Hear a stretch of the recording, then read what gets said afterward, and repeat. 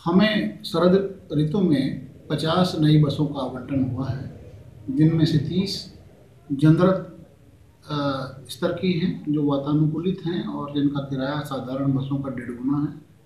ये 2x2 के विन्यास में हैं और इसके अतिरिक्त रिक्लाइनिंग सीट है, यानी मुड़ जाने वाली सीट, जिसमें आदमी पैर पसार कर लंबा लेट सकता है। ये बसें हमने सहारनपुर से दिल्ली पर व्यापक मांग है और सहारनपुर से दिल्ली वाया शामली भी और वाया देवबंद भी हम 4-4 बसें चला रहे हैं। सहारनपुर से लखनऊ पर हमारी 6 बसें रहेंगी।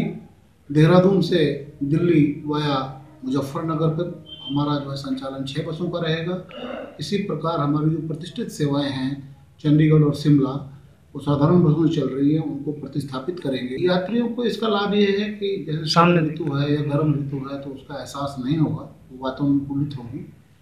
और इनमें जैसे किसी को उल्टी आ जाए उसके लिए एक पॉली बैग का इंतज़ाम है और ये इसमें ऑनलाइन रिजर्वेशन का भी होगा कि यात्री के लिए ज़रूरी नहीं है कि वो जाए वहाँ पर।